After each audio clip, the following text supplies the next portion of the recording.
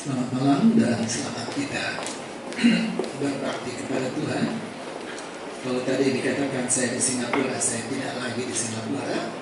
Saya sekarang berada di Jakarta, meskipun masih harus seringkali ke Singapura untuk pelayanan di sana, karena sukarnya mendapatkan seorang yang bisa menggantikan pelayanan kami sebagai seorang gembala, karena sukarnya mendapatkan izin kerja di sana. Tetapi bersyukur dan terima kasih bahwa pekerjaan Tuhan tetap berjalan, karena selama kami berada di sana begitu banyak tahun, jemaat bertumbuh secara rohani, mereka bertumbuh, mereka kemudian melayani Tuhan dengan hati yang penuh cinta kasih kepada Tuhan, dan sehingga walaupun kami tidak bersama dengan mereka, pekerjaan Tuhan itu berjalan terus dengan baik. Tetapi hanya selalu mereka harapkan kami tetap masih ada bersama dengan mereka. Kalau sebenarnya kami sudah mempunyai calon-calon yang sudah diajukan ke pemerintah, tetapi langsung application-nya masuk, langsung di reject, langsung ditolak. Ya, jadi baru masuk 3 jam kemudian sudah ditolak, dan 2 kali itu terjadi, sehingga mereka katakan kami tidak akan lagi bisa mencari yang lain selain kalau memang Tuhan tunjukkan. Tapi kalau tidak, mereka yang harus layani. Tapi mereka katakan, tapi kami ini tidak bisa dilepaskan. Saya bilang, usia saya nggak muda lagi, tapi selama masih bisa, dia bilang saya masih perlu harus mengunjungi mereka. Baru saja kemarin saya dapat lagi satu SMS dan dikatakan terima kasih. Mereka suka main sama saya, mereka bilang Opa. Lalu mereka bilang, untung Opa masih sayang kami, katanya. Jadi saya kasihan. Jadi kalau mereka sudah gitu, saya setiap kali mereka mau saya ke sana, ya saya akan pergi untuk melayani pekerjaan Tuhan di sana. Tuhan baik, sehingga segala sesuatu boleh berjalan dengan baik. Kami sekarang berada di Jakarta dan membantu di gereja Ketapang. Puji Tuhan. Kalau pada malam hari ini saya berbicara kepada Pak Sutri, saya pernah memang dengar adanya Pak Sutri di sini dari Pak Heri yang dulu kerja di Garuda, yang kalau tidak salah dia pernah jadi seorang pemimpin waktu Pak Sutri, ya, waktu dia dengan istrinya Lina yang sudah meninggal. Saya dengar tentang ada Pak Sutri, itu berapa banyak tahun lalu, sampai sekarang puji Tuhan bahwa hal ini ada. Kami tidak ada di Singapura, dan waktu memang agak sukar di sana, mereka bekerja sampai malam. Untuk kalau pelajaran Alkitab mereka bisa datang, ya. Kalau kebaktian pria atau wanita bisa pada hari Sabtu, karena Sabtu siang mereka kan tidak bekerja kebanyakan, jadi bisa. Dan mereka mengadakan kebaktian masing-masing, tidak ada Pak Sutri. Sekali-sekali kami adakan gabungan ibadah antara wanita dan prianya. Dan saya bersyukur dan terima kasih bahwa Tuhan memberikan kesempatan ini untuk anak-anak Tuhan, umat Tuhan dalam rumah tangga, mereka disatukan di dalam Tuhan. Dalam kitab Galatia pasal yang kelima ayat yang ke-13, saudara-saudara, memang kamu telah dipanggil untuk merdeka, tetapi janganlah kamu mempergunakan kemerdekaan itu sebagai kesempatan untuk hidup kehidupan dalam dosa, melainkan layanilah seorang akan yang lain oleh kasih. Nah, di sini kita melihat bahwa dikatakan kita sudah merdeka, dan kita memang sudah dimerdekakan dari dosa dan menjadi anak Tuhan. Tetapi sesudah kita merdeka, kemungkinan saja bahwa kehidupan itu masih ada di dalam kehidupan yang melakukan hal-hal yang dosa adanya. Ya, karena kita sudah merdeka, tapi kemerdekaan kita apakah sesungguhnya masih tetap ada, atau sementara itu pun kita sudah merdeka tapi kita masih berkecimpung dalam hal-hal yang tidak berkenan kepada Tuhan dalam dosa. Dan salah satu hal lalu dikatakan di sini adalah melainkan layanilah seorang akan yang lain oleh kasih. Jadi saya boleh lihat di sini bahwa dalam kemerdekaan kita sebagai anak Tuhan sudah diberikan dari dosa, kita hidup di dalam Tuhan. Supaya jangan sampai kita masuk lagi dalam kehidupan yang berdosa, jagalah kasih di dalam kehidupan kita sebagai anak Tuhan. Karena kita tahu kalau dia bicara tentang kasih di sini, dia bicara tentang kasih Allah. Dan saudara tahu bahwa kasih itu ada bermacam-macam ya. Ada kasih eros, storge, ada filio, dan kasih Allah yang paling tinggi. Dan kasih itu diberikan kepada kita sebagai anak Tuhan. Jadi, saudara-saudara, kasih itu harus diperhatikan, dipelihara, supaya jangan sampai kemudian akan membawa kita untuk katakan merdeka, tetapi masih juga berkecimpung dalam hal-hal yang tidak berkenan kepada Tuhan. Kita harus menjaga diri kita. Dan Kolose pasal yang ketiga, Kolose pasal yang ketiga, ayat yang ke-14.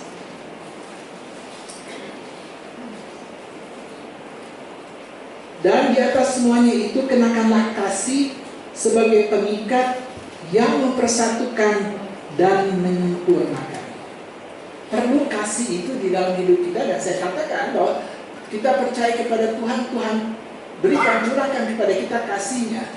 Ya, kasih agape itu kasih Tuhan, supaya kita bisa mengasihi satu yang lain dan mengasihi Tuhan. Dan hal ini dikatakan dalam Kolose, kasih ini akan mempersatukan keutuhan keluarga.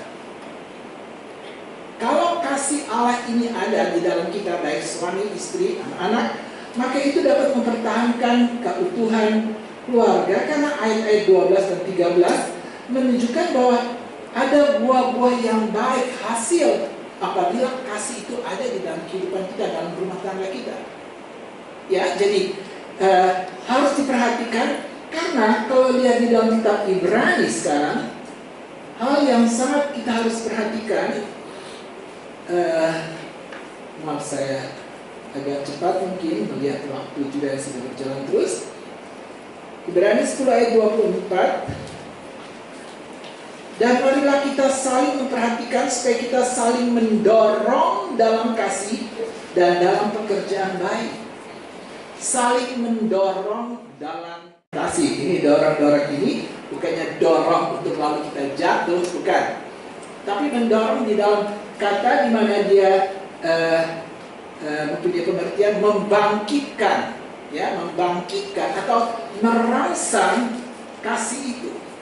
Nah, kasih adalah sesuatu yang harus tetap ada, bahkan harus dirangsang seringkali. Maksudnya kita harus bangkitkan kasih itu di dalam kehidupan itu, karena dalam Injil Matius 24 ayat 12 dikatakan, di mana keadaan kedurhakaan yang bertambah, di sana kasih itu akan menjadi tawar. Dan kasih yang menjadi tawar, kasih Allah itu bisa tawar di mana kita tawar di dalam mengasihi Allah, tetapi juga dalam kita berhubungan satu dengan yang lain di dalam rumah tangga. Kasih itu bisa menjadi tawar. Dan satu hal yang memang kita tidak bisa elakkan, karena saya alami, ya, bagaimana kalau kasih itu hilang dalam satu keluarga, keluarga itu kemudian hancur. Ini kami terjadi di Singapura. Jadi memang dapat hilang kalau tidak dipertahankan. Saya itu dorong, rangsang terus supaya kita saling memiliki kasih ini, yaitu kasih Allah. Nah, saya ingin bawa saudara kepada satu contoh saja, karena saya percaya dari ini diadakan tiap bulan sekali atau bagaimana, Pak Sutri? Ada 2 kali dalam 1 bulan.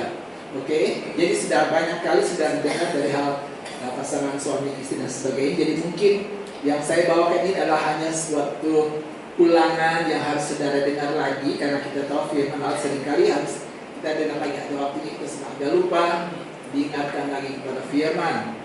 Saya mau bawa saudara kepada kitab Rut, di mana kita baca tentang Rut dan Boaz. Meskipun kalau kita baca bahwa pada endingnya baru mereka kemudian menjadi suami istri, tapi kemudian sebelum itu mereka sudah mempunyai keterikatan, meskipun tidak sebagai suami istri. Tapi saya mau bawa itu kepada kita sebagai keluarga-keluarga suami istri di dalam kehidupan kita. Dalam kitab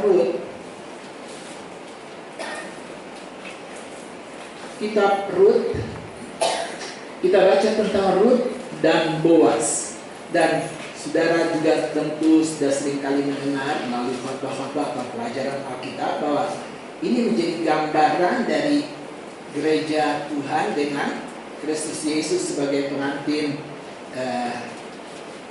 pria yang kita akan nantikan ini pada waktu gereja masuk dalam pernikahan dengan Kristus, ya. Karena kita tahu bahwa Alkitab katakan yang jasmani dulu, baru yang rohani. Jadi gambaran daripada pasangan suami istri secara jasmani kita ini akan menuju kepada apa yang Allah rencanakan dalam pernikahan Kristus dengan gerejanya. Ya, jadi kita akan lihat hal ini sekarang ini dalam kitab Rut. Saya baca tidak semua tentu, tetapi melihat bahwa Rut dan Boas waktu mereka bertemu, karena kita tahu semua bahwa sebenarnya Rut seorang kafir lalu yang kemudian percaya kepada Tuhan, lalu dengan ibu mertuanya Naomi, lalu mereka pergi ke Bethlehem tinggalkan tempat mereka karena keadaan yang mereka hadapi yang menurut mereka pahit. Akhirnya dia percaya kepada Tuhan, dan pada waktu dia di Bethlehem, saya tidak punya waktu untuk ceritakan semua, tapi dalam Rut pasal yang kedua ayat yang ke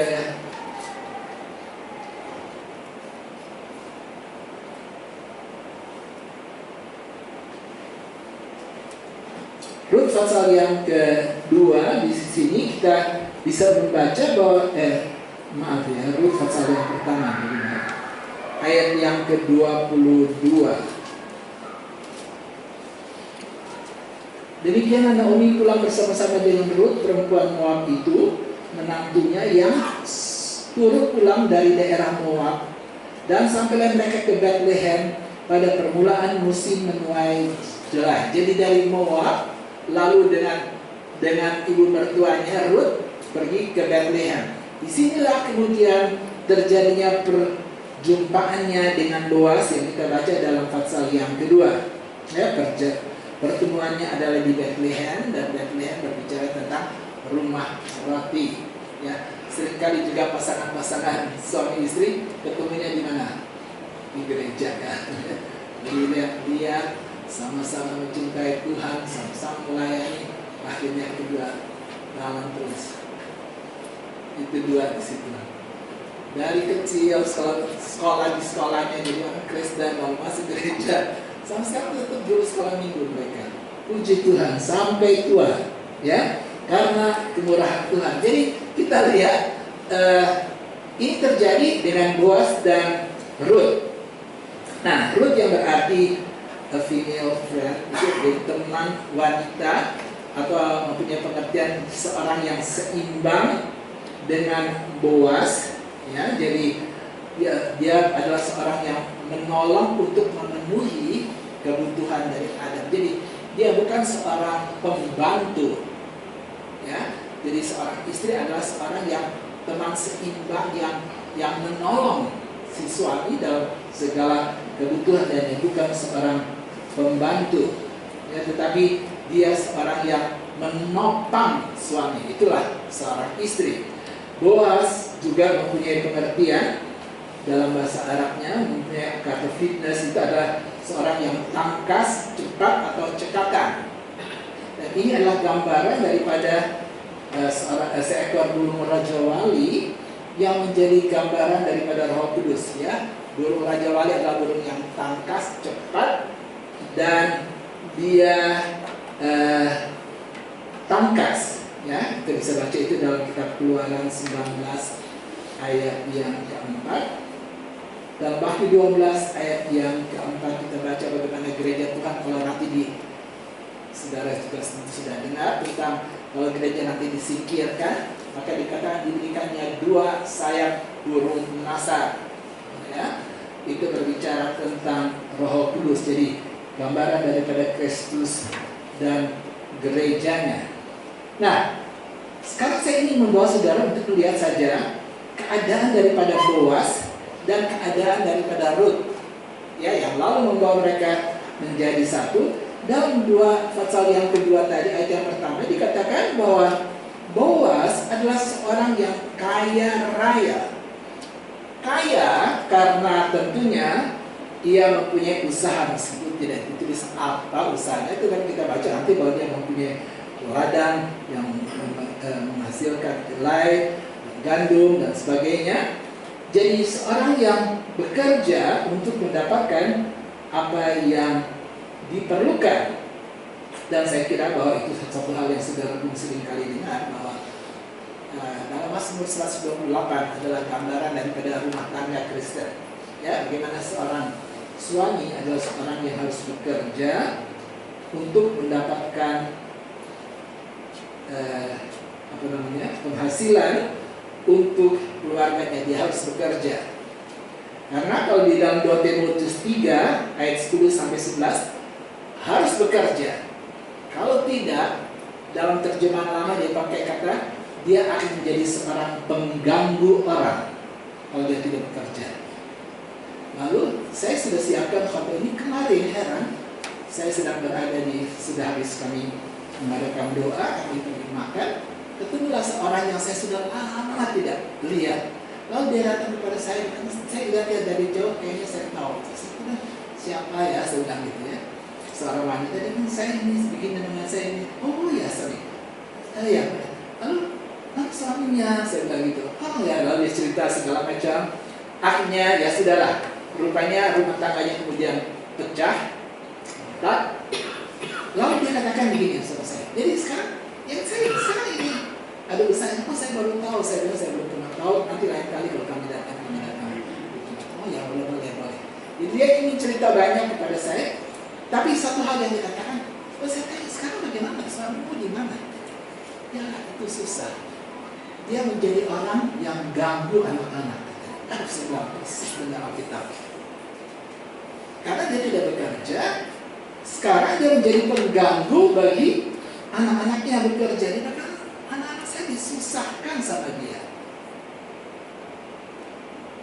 Itulah Alkitab katakan. Jadi sebab itu saya percaya bahwa tiap bapak, bahkan juga untuk ibu-ibu, kita lihat nanti juga bahwa suka bekerja, ya. Karena untuk itu kita harus dapatkan makanan kita. Kita tidak bisa tunggu dia, lalu tunggu sampai surga terbuka, lalu jatuhlah langsung di atas pangkuan kita berkat-berkat itu. Tapi tentu Alkitab sudah ajarkan bahwa kita harus bekerja untuk mendapatkan pekerjaan. Sebab itu saya percaya bapak-bapak diberkati dalam pekerjaan saudara. Kami di Singapura menghadapi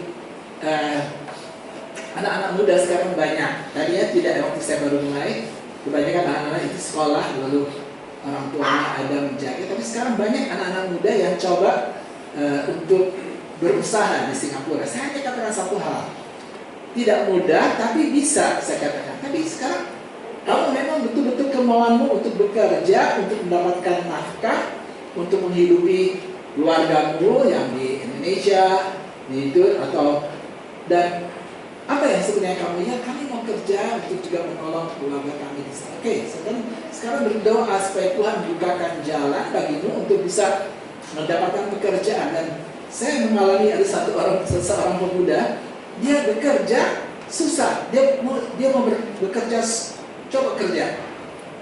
Nah di Singapura itu tiap hari di newspaper itu ada berapa pages halaman-halaman di dalam surat kabar itu untuk cari pekerjaan. Itu begitu banyak kerja.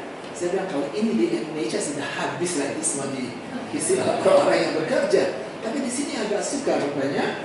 Lalu dia selalu coba untuk cari pekerjaan. Satu kali belum dapat, 2 kali belum. Akhirnya dia fed up. Rasanya dia sudah rasanya udah nggak mau. Sudahlah katanya. Saya bilang kamu tunggu dulu. Ini kamu rasa betul kamu sudah tidak bisa lalu kembali ke Indonesia atau kamu masih coba? Ya saya masih mau coba. Oke, kamu coba. Dia coba. Akhirnya sudah anak ini anak yang manis, ya baik, rohaninya juga baik. Satu waktu dia dapat satu pekerjaan, dia baru bekerja 1 bulan kalau tidak salah, dia langsung harus trainingnya di Amerika untuk pekerjaan yang harus dia kerjakan ini. Dia dikirim di sana untuk berapa lama ya, berapa bulan gitu, lama juga dia di situ. baru kerja 1 bulan sudah langsung training ke Amerika. Jadi saudara bisa bayangkan, dia mendapatkan satu jabatan yang sangat baik. Masih muda tetapi mendapatkan jabatan yang baik, karena saya percaya itu karena firman Allah katakan dia harus bekerja untuk dapatkan makan. Dan sampai saat ini Tuhan memberkati anak muda itu. Jadi saya percaya bahwa setiap kita boleh mengalami berkat Tuhan, Bapak-bapak, amin. Ya, Tuhan akan berikan kepada kita apa yang kita perlukan demi kehidupan kaum keluarga kita itu. Lalu kita lihat ayat yang keempat daripada kehidupan Boas. Lalu datanglah Boas dari Betlehem, dia berkata kepada penyabit, Tuhan kiranya menyertai kamu. Jawab mereka kepadanya, Tuhan kiranya memberkati Tuhan. Lalu dia datang di ladang, dia lihat orang bekerja, dia menegur orang-orang pekerja-pekerja itu dengan baik. Seorang majikan yang menghormati para pekerja-pekerjanya. Dia bukan gaya bos-bosan, tapi seorang yang tahu merendahkan diri, tahu berinteraksi dengan karyawan-karyawannya. Nah, ada banyak-banyak bos-bos ya, yang mungkin belum bekerja, yang saudara memang mungkin sibuk sehingga saudara tidak memperhatikan bawaan saudara, dan tidak heran pada satu waktu mereka memberontak karena mereka merasa mereka tidak terlalu diperhatikan dan sebagainya. Tapi sebagai anak Tuhan kita baca dalam firman Tuhan bahwa kita harus menjadi berkat.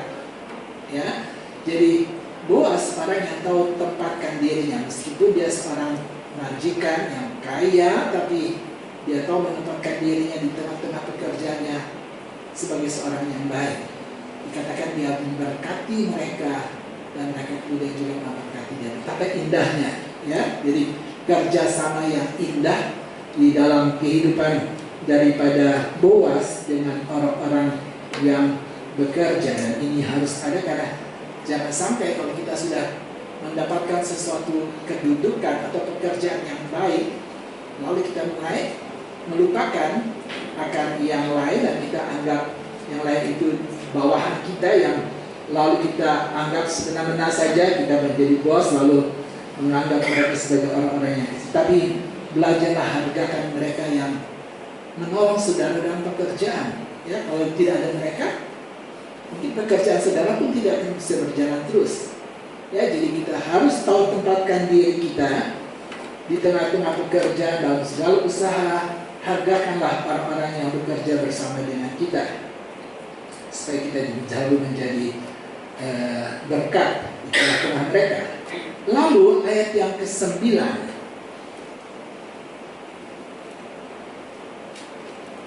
ayat yang ke-9, lihat saja ke ladang yang sedang disabit orang itu, ikutilah perempuan-perempuan itu dari belakang, sebab aku telah memesankan kepada pekerja-pekerja lelaki, jangan mengganggu engkau. Jika engkau haus, pergilah ke tempayan-tempayan dan minumlah air yang dicedok oleh pekerja-pekerja itu.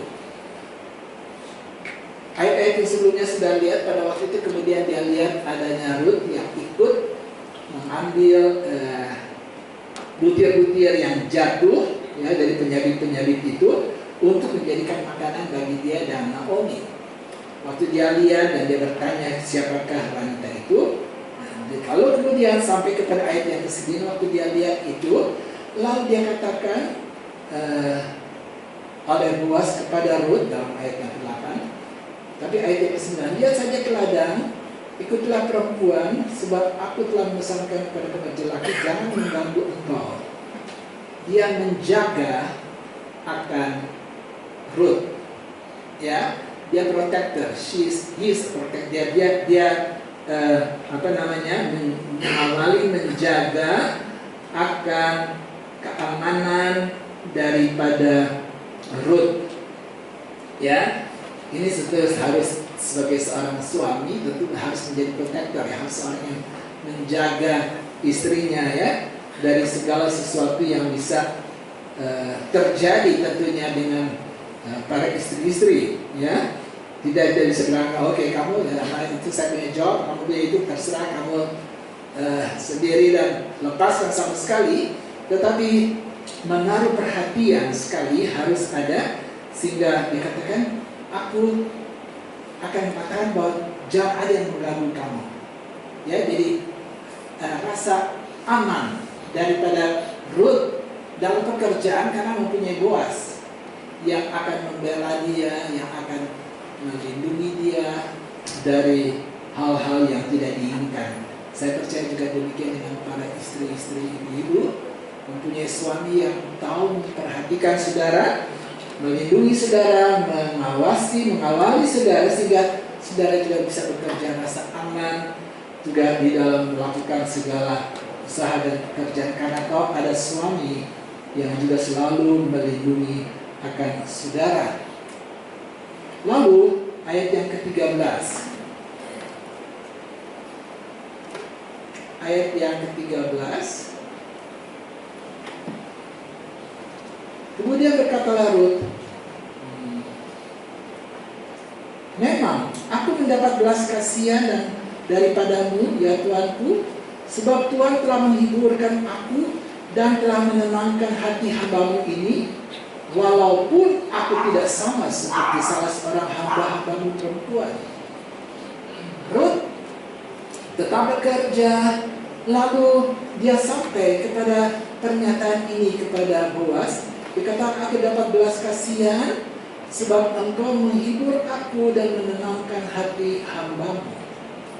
Seorang Boaz adalah seorang yang memberikan penghiburan kepada Ruth, dan juga di sini dikatakan bahwa dia juga menenangkan hati, memberikan ketenangan kepada istri. Tentu dalam rumah tangga dengan anak-anak tentu semua, seorang ayah, seorang bapak tentu harus dapat memberikan kepada keluarganya penghiburan, menghibur mereka di saat-saat mungkin dalam kekurangan dan sebagainya, tahu menghibur. Dan ketenangan, dikatakan memberikan ketenangan. Maksudnya kalau mungkin keadaan membuat ada keadaannya gelisah dan kacau, berusaha untuk membuat segala sesuatu tenang. Nah, kita tidak bisa memberikan ketenangan kepada orang lain kalau kita sendiri tidak tenang, bukan? Dan ketenangan itu kita bisa dapat di dalam Tuhan. Nah, dalam Mazmur 23, saudara mengerti, Mazmur 23 adalah Tuhan itu gembalaku, ya. Nah, Mazmur 23 ayat 1-4 saudara bisa baca, dibaringkannya aku di padang rumput dan dibawanya aku kepada air yang tenang. Ya, gembala ya di situ bicara tentang Yesus. Tetapi dalam rumah tangga boleh dikatakan Bapak sebagai gembala yang juga memimpin keluarganya kepada air yang tenang, memberikan ketenangan, rasa tenang.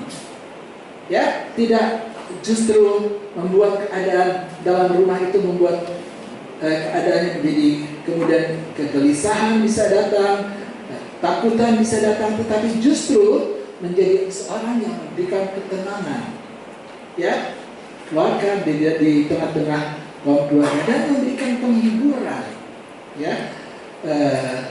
Hal ini tentu harus ada di dalam kehidupan kita sebagai orang-orang yang percaya. Kita tahu memang penghiburan itu datang dari Tuhan, tapi bukankah Roh Kudus adalah penghibur diberikan kepada kita supaya kita juga dapat menghibur kepada orang-orang lain. Sebab itu kita sebagai pria seperti Boaz ini tahu untuk melakukannya ini bagi, meskipun di sini saya katakan mereka belum menikah, akan menikah, ya, tapi ini boleh menjadi gambaran buat rumah tangga Kristen sebagai seorang ayah yang tahu juga menjaga, tahu menghibur keluarganya kala duka, juga memberikan ketenangan di saat-saat mereka mungkin di dalam keadaan yang kekhawatiran dan sebagainya yang melanda kehidupan itu.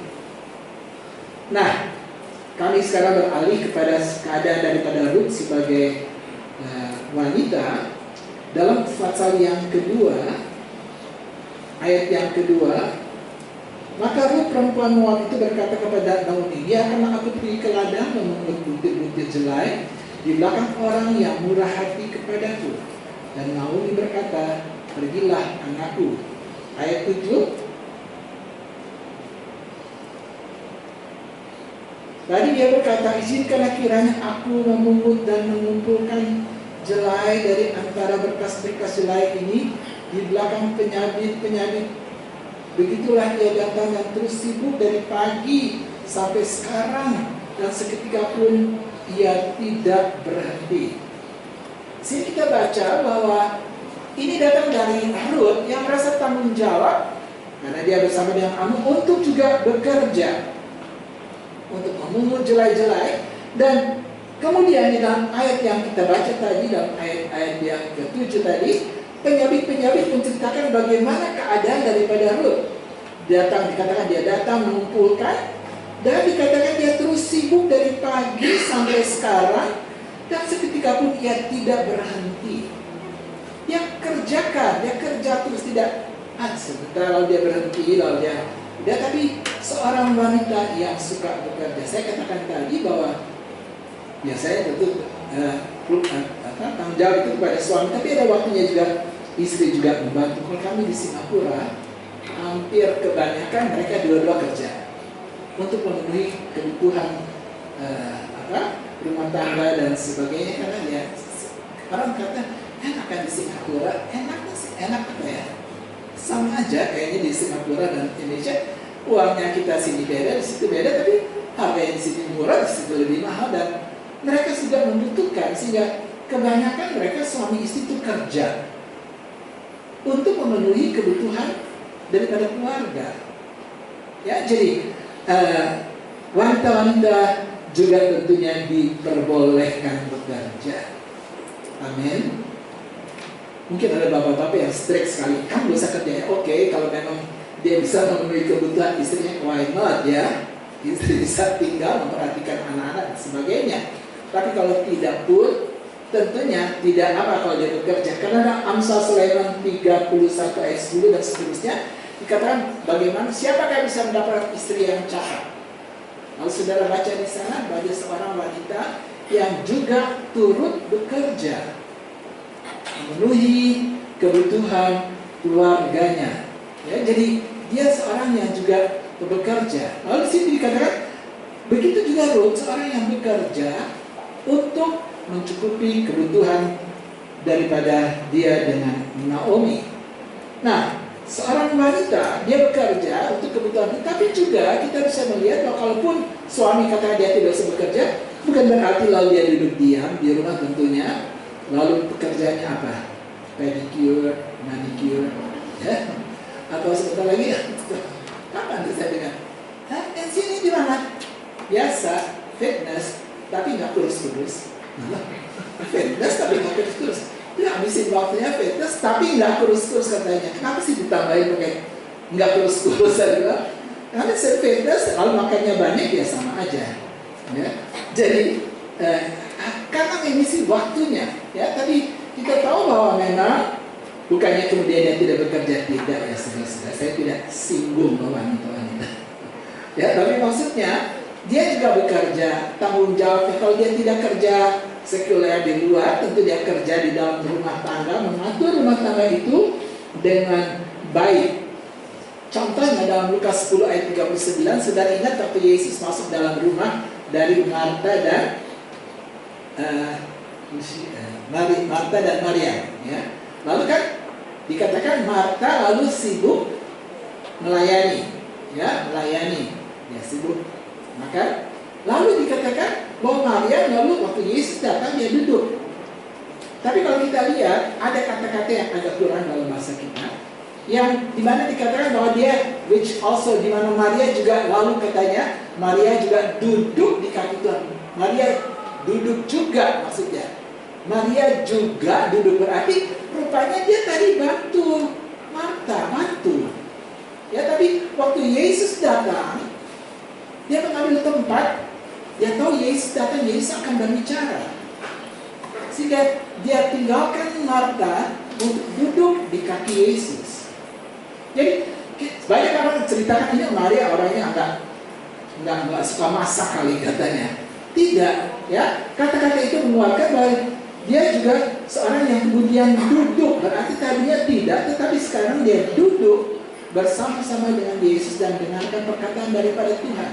Jadi dia tahu menempatkan pekerjaannya, dia tahu bekerja dalam rumah tangganya itu, tetapi juga tahu dengar akan firman Tuhan. Saya percaya juga ibu-ibu di sini ya.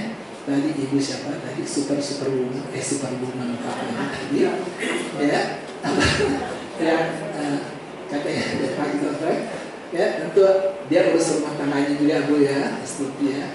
Lalu setelah itu mungkin pergi untuk juga hadiri kebaktian wanita mungkin, dan apa ibadah-ibadah kan itu juga tentu harus ada. Ya, kita tidak bisa juga suami-suami bukan berarti kalau suami-suami kerja lalu tidak ambil waktu juga tentunya.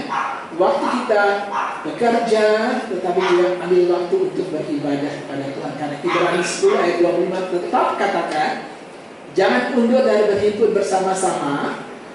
Lalu di akhirnya dikatakan, buatlah itu makin lebih. Apanya makin lebih?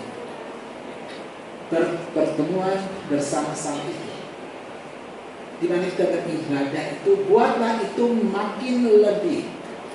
Jadi kita tidak bisa, saya kerja, saya tidak punya waktu dan sebagainya.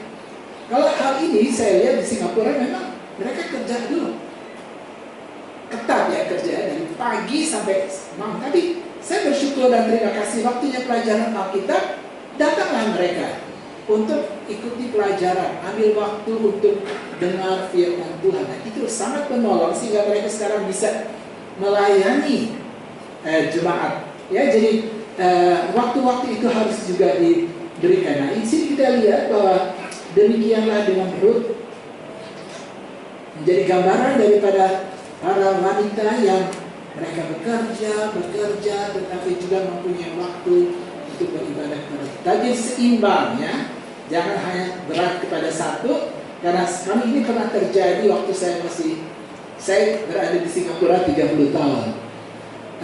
Jadi sebelum itu saya bekerja di Ketapang. Lalu pernah datang seorang ayah datang di gereja dan pendeta pendeta, istri saya itu heran, udah pagi-pagi udah bangun, udah jalan kemana ke jalan, pulangnya nanti malam, baru dia pulang, lalu dia udah tinggal. Aku sedih sebentar, apa dia itu? Dia bilang, apa itu? Ngapain dia masih terus? Sampai dia bilang begini, sebenarnya istriku itu lebih baik tinggal di gereja aja terus ya, sepanjang hari di gereja. Oh, itu bukan maksudnya sebenarnya kan? Punya rumah tangga, dia atur rumah tangga, itu salahnya. Dia tidak atur dulu rumah tangganya, tapi lalu sibuk di luar rumah tangga diabaikan. Jadi bukan itu yang harus terjadi dalam rumah tangga orang Kristen. Lalu pasal 2 ayat 10 dikatakan pada waktu itu lalu Naomi pikir melihat kebaikan Boaz, coba kalau boleh Ruth itu dia coba untuk bawa Ruth kepada Boaz, sehingga kemudian kita baca dalam ayat yang ke 10, lalu sujudlah Ruth menyembah dengan mukanya sampai ke tanah dan berkata kepada yang, mengapakah aku mendapat belas kasihan daripadamu sehingga Tuhan memperhatikan aku padahal aku seorang asing. Ruth seorang yang dikatakan di sini mempunyai kerendahan hati, melihat kebaikan daripada Boaz, lalu dia datangi Boaz dan dikatakan dia sujud menyembah dengan mukanya sampai ke tanah, menunjukkan sifat kerendahan hati daripada Ruth kepada Boaz. Dan saya percaya juga bahwa ini juga harus ada dalam kehidupan kita sebagai anak-anak Tuhan. Istri tahu menempatkan dirinya dalam keluarga, bahwa dia bukan bosnya, tetapi suami adalah kepala. Tapi suami pun tidak bisa jadi bos karena di atas dia adalah Tuhan. Ya, tapi taruh menempatkan diri dalam keluarga, bahwa kita harus tahu bagaimana kita harus bertindak. Kerendahan hati itu dimiliki, dan pasal yang ketiga ayat yang ke-7, lalu kata Ruth kepadanya, segala yang engkau katakan itu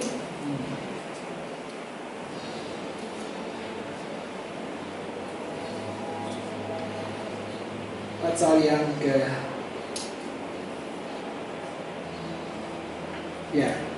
lalu ayat yang ke-7 ya. Setelah Boas habis makan dan minum dan hatinya gembira, datanglah ia untuk membaringkan diri tidur pada ujung timbunan jelai itu. Kemudian datanglah perempuan itu dekat dengan diam-diam diungkapkannya lah selimut dari kaki Boas dan berbaringlah ia di situ.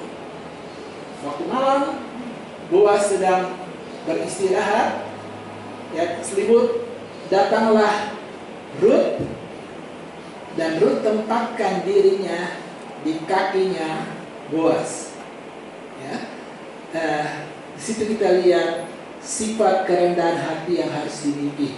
Dan Tuhan bukan hanya oleh si wanita, tetapi juga sebagai pria kita harus memiliki. Tapi menunjukkan kita tahu tempatkan diri kita di dalam keluarga. Karena ada satu hal yang saya lihat di Singapura, ada mereka yang kalau mereka sudah mempunyai kedudukan yang baik, wanitanya ya, lalu sepertinya mereka terus mereka rasanya bangga dan si suami itu disepelekan. Ada satu keluarga, sampai saya selalu berdoa, Tuhan tolong rendahkanlah hati si istri itu. Dia bukan dari gereja kami, dia dari orang Singapura ya. Tapi saya kenal mereka sekali dan tahu bagaimana mereka hidup. Dan dia datang beribadah, tapi suami itu seperti karena memang kedudukan istrinya tinggi dalam pekerjaannya sebagai salah satu manajer di Citibank, dan suaminya seorang kerja yang kerja kasar lah boleh dikatakan di pelabuhan teman. Jadi dia suka merendahkan. Dan saya tahu berapa lama mereka mau hidup seperti ini, ya? Tidak akan mereka bisa merasakan kasih yang mempersatukan mereka karena terjadinya hal ini. Kalau dia ke gereja, si wanita dia naik Mercy Sport. Kalau gitu.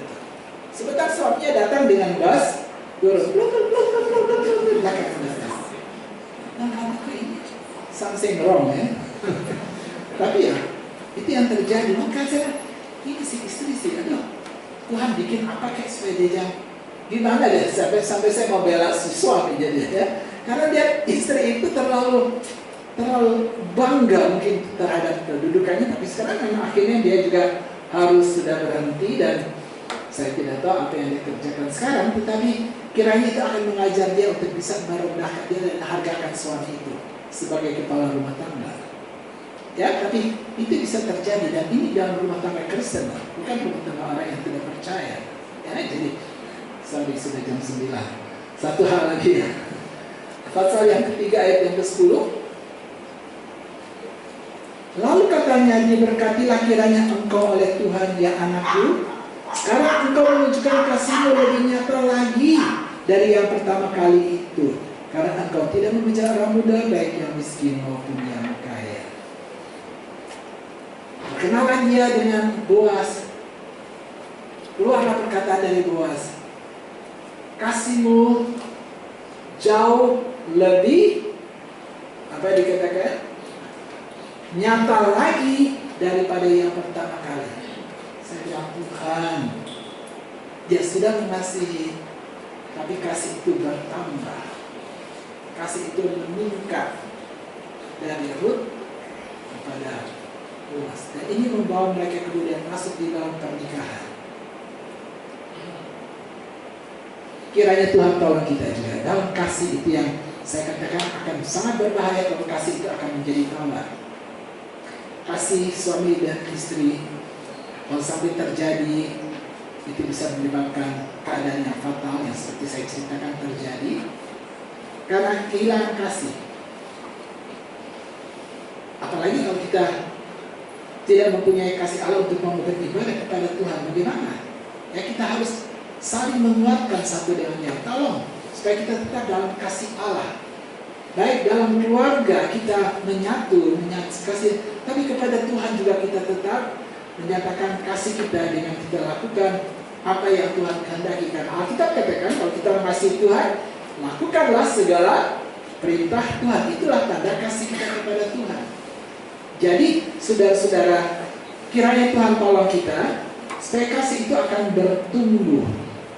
Saudara yang mencatat, saudara bisa catat dalam 2 Tesalonika 1 ayat 3, 1 Tesalonika 3 ayat 12. Jadi harus kita tingkatkan, bertambah. Dan itu pernyataan Boas kepada betapa senangnya kalau kita dengar Tuhan juga berkata kepada kita demikiannya, kasihmu itu sekarang lebih loh daripada waktu mula-mula, kasihmu bertambah. Tapi kalau baca kitab Wahyu 2, aduh lemes deh. Itu gereja yang pertama Efesus kehilangan malah kasih yang mula-mulanya, luntur lagi. Kiranya Tuhan tolong kita jangan demikian, tapi kisahkan kasih kita kepada Tuhan meningkat, kasih Allah meningkat dalam hidup kita, dalam rumah tangga kita dapat tetap masih satu dengan lain, akan mempersatukan kita dalam keutuhan keluarga. Karena kita lihat kalau kemudian mereka menikah, mereka mendapatkan anak yang bernama Obed. Saudara baca ini, dapatkan Obed berarti restorer, seorang yang memulihkan. Lalu saya ingat di dalam Mazmur 128 tentang rumah tangga Kristen, anak-anak, coba saya akhiri saja ya dengan ayat itu. Mazmur 128, ayat bekerja diri mempunyai tanggung jawabnya juga di dalam pasal itu. Tetapi saya ingin bahwa saudara melihat anak-anak itu, saya heran di situ dikatakan bahwa anak-anak itu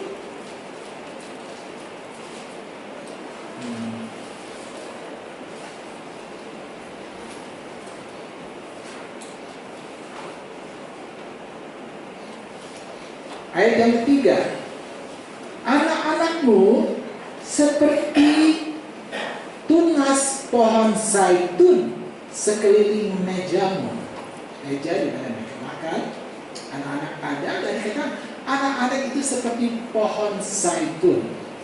Zaitun, olive ya, itu daun itu saudara ingat tentu kepada satu organisasi dunia yang disebutkan Persatuan Bangsa-Bangsa kan? Mempunyai gambaran seorang burung merpati dengan mempunyai daun zait ini. Itu tanda perdamaian. Anak-anak dikatakan seperti pohon zaitun. Justru anak-anak menjadi pendamai di dalam rumah tangga itu. Kalau terjadi sesuatu, anak-anak itu justru yang memulihkan keadaan menjadi baik. Waktu saya baca firman Tuhan, kiranya itu terjadi dalam tiap keluarga anak-anak Tuhan. Bukannya anak-anak bikin orang tua tambah susah. Di Singapura ada satu ibu, saya suka ganggu dia karena kalau ngomongnya suka ngaco-ngaco aja. Dia bilang gini, saya bilang anak cucu-cucunya udah gak datang di gereja. Saya bilang, emaknya juga sih gak perhatikan. Kan ya sudah, kalau emaknya nggak perhatikan, kamu yang perhatikan. Enak aja. Emaknya sudah kecil sampai besar saya jaga. Sekarang disuruh cucunya. Waduh, no way ya katanya. Waduh, saudara. Karena anak-anak itu rupanya cucu-cucunya agak bandel. Jadi ibunya juga nggak jadi kalau ini sih omanya jadi biarin aja, mereka juga bandel itu anak-anak. Saya udah banyak aja, saya udah ajarin, saya udah besarin dia. Sekarang anak-anak cucunya, no way ya katanya. Kita kasihan kalau mereka nanti dalam keadaan yang tidak baik. Kami baru dapat berita bahwa anak-anak itu begitu kurang ajar. Mereka punya pembantu yang bukan orang Indonesia, tapi kebetulan orang Myanmar. Mereka punya pembantu bicara bahasa Inggris, karena anak-anak itu bicara bahasa Inggris.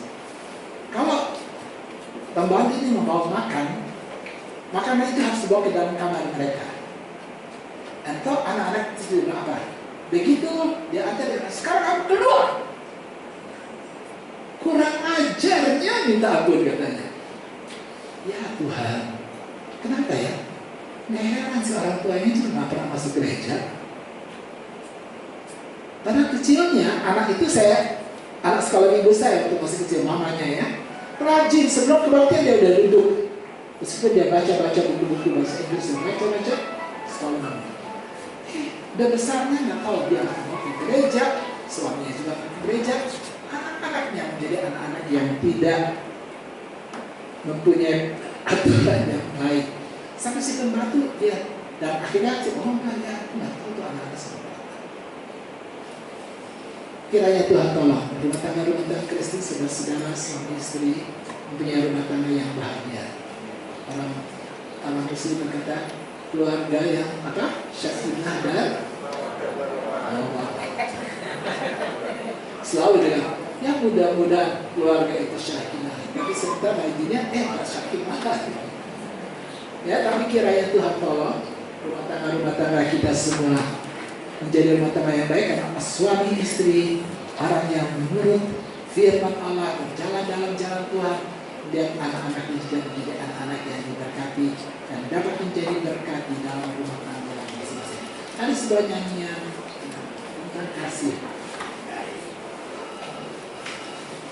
Kasih Allah melingkupi saya, lingkupi.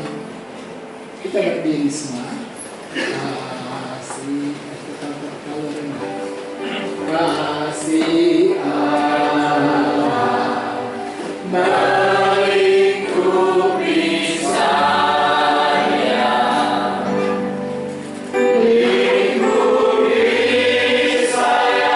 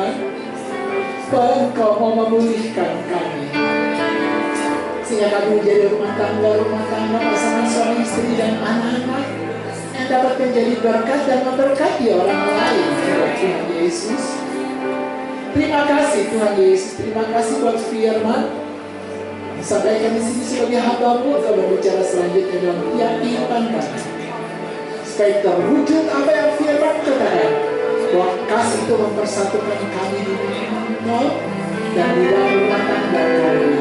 Terima kasih Bapak. Dalam nama Tuhan Yesus Kristus kami sudah berdoa.